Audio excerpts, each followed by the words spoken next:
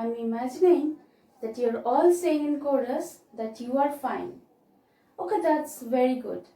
I pray to God that you all remain safe and happy. It's a lockdown scenario. We can't help it. We can't go to school. So we have to stick to this online classroom concept. Welcome to our English class. Today, I'm going to tell you the story of Dr. Dolittle, written by Hugh John Lofting. And the characters of the story are written here. That is Sarah Dolittle, who is the sister of John Dolittle.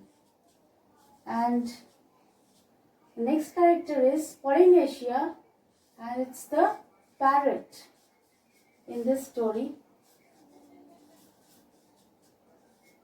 And third one is Cat's Meat Man, whose meaning is meat seller for cats. Yeah. Zip is the last one, who is the name of the dog.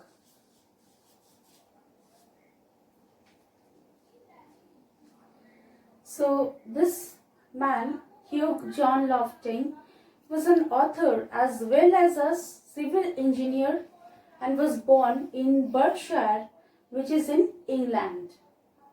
Lofting wrote Dr. Dolittle during the First World War. So this was about the writer.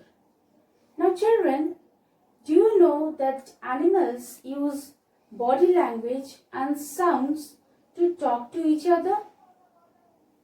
Let's read this story to find out how Dr. Dolittle, a people's doctor, became the famous doctor for animals.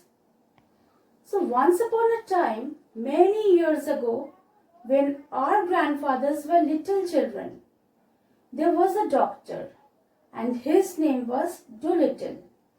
His full name was John Dolittle, MD. MD means that he was a proper doctor and knew a whole lot. Do you find the doctor's name funny? Yes, it is. He lived in a little town called Puddleby on the marsh. All the folks, young and old, knew him well by sight. Here, sight means appearance. And whenever he walked down the street in his high hat, everyone would say, "There goes the doctor, he's a clever man." And the dogs and the children would all run up and follow behind him. And even the crows that lived in the church tower would caw and nod their heads. The house he lived in on the edge of the town was quite small, but his garden was very large and had a wide lawn and weeping willows hanging over it. The weeping willows is a kind of trees. His sister Sarah Dolittle was a housekeeper for him, but the doctor looked after the garden himself. He was very fond of animals and kept many kinds of pets. Besides the goldfish in the pond at the bottom of his garden, he had rabbits in the pantry. Pantry means a cupboard or small room in a house used for storing food. Then white mice in his piano, a squirrel and a hedgehog in the cellar. Hedgehog is a small brown animal with parts like needles covering its back, and cellar is an underground room. He had a cow with a calf too, and an old lame horse, 25 years of age, and chickens and pigeons and 2 lambs and many other animals.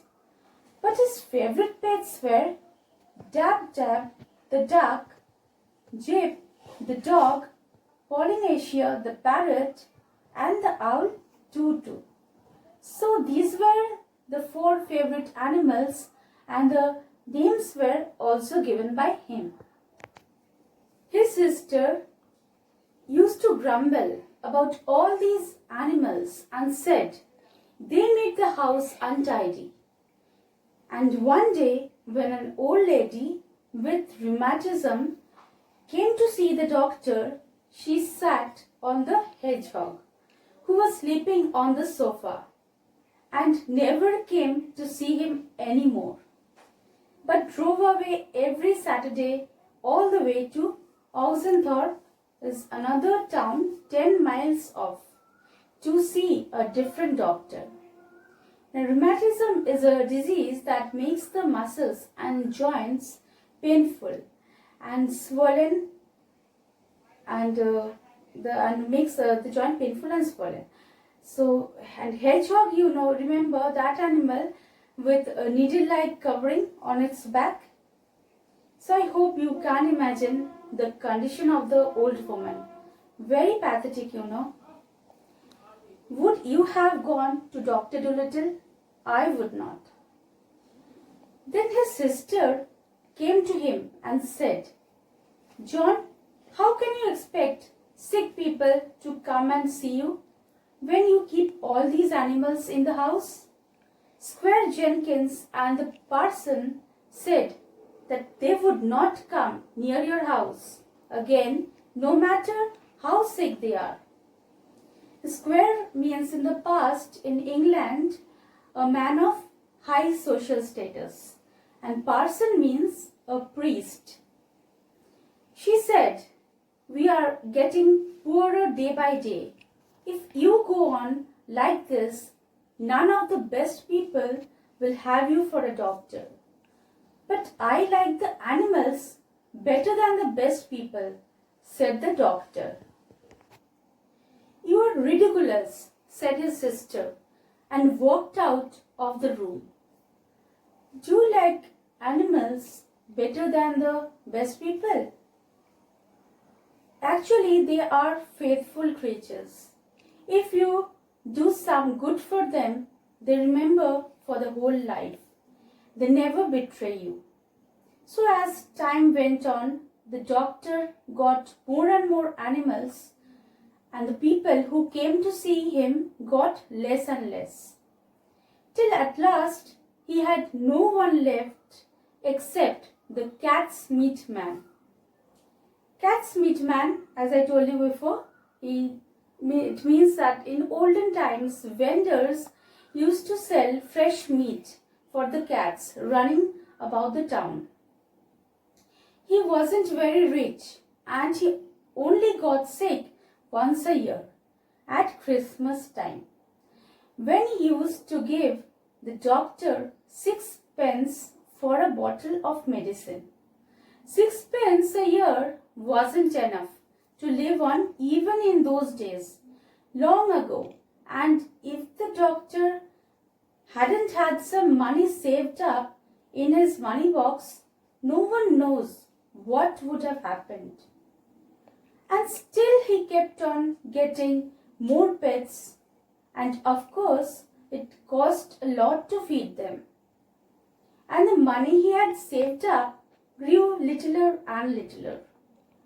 Then he sold his piano and let the mice live in a bureau drawer, which means a writing desk with drawers. But the money he had got for that piano too began to go. So he sold the brown suit he wore on Sundays and went on becoming poorer and poorer. And now, when he walked down the street in his high hat, people would say to one another, "There goes John Dolittle, MD." There was a time when he was the best known doctor in the West Country. Look at him now. He hasn't any money and his stockings are full of holes. But the dogs and the cats and the children still ran up and followed him throughout the town. the same as they had done when he was rich. Now, do you know that why do you think that the animals and children followed the doctor? Yes, because they loved the doctor. It was not a fake love. So it did not matter them whether he was rich or poor. So it happened one day that the doctor was sitting in his kitchen talking with the cat's meat man who had come to see him with a stomachache. He said, "Why don't you give up being a people's doctor and be an animal doctor?" asked that man, cat's meat man. The parrot, Polynesia, was sitting in the window, and she was looking out at the rain and singing a sailor song to herself. She stopped singing and started to listen. "You see, doctor," the cat's meat man went on, "you know all about animals, much more than what these vets here do. You know the way they think and listen. You can make a lot of money doctoring animals. Do you know that? You see, I'll send all the farmers round about who had lame horses and weak lambs. And look, all the old women who had sick cats and dogs to come to you, they would come. Be an animal doctor." When the cat's meat man had gone, the parrot flew off the window onto the doctor's table and said, "That man has got sense. That's what you should be. Be an animal doctor. Give the silly people up if they haven't brains enough to see you. You are the best doctor in the world. Take care of animals instead. Be an animal doctor." "Oh, there are plenty of animal doctors," said John Dolittle, putting the flower pots outside on the windowsill to get the rain. "Yes, they are plenty," said Polynesia, "but none of them are any good at all. Now listen, doctor, I'll tell you something. You know that animals can talk. If I say this, ka ka, oi, e, fi fi, can you understand? That means, is the porridge hot yet, in bird language." "Mine, you don't say so," said the doctor. "You never talked that way to me before. What would have been the good? You wouldn't have understood me if I had said Polynesia." "Tell me some more," said the doctor excitedly, and he rushed over to the dresser drawer and came back with a notebook and a pencil. "Now don't go too fast, and I'll write it down. This is very interesting. Something quite new. Give me the bird's ABC first, slowly now."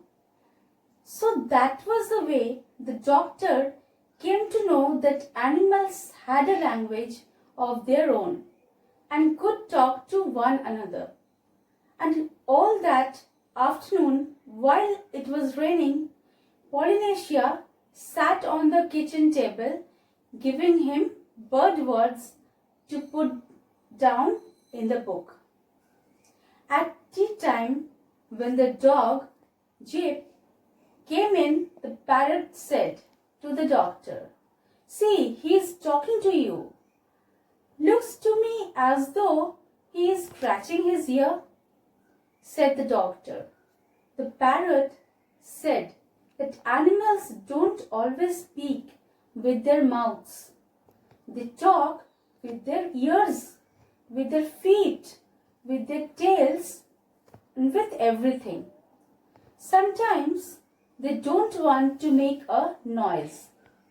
After a while, With the parrot's help, the doctor got to learn the language of the animals so well that he could talk to them himself and understand everything they said. Then he gave up being a people's doctor forever. So this was all about the story. I guess you have understood it, and it's the time to leave you children for now. Thank you for your patience. I'll be back again in the same class, same day and same place. I'm ending here.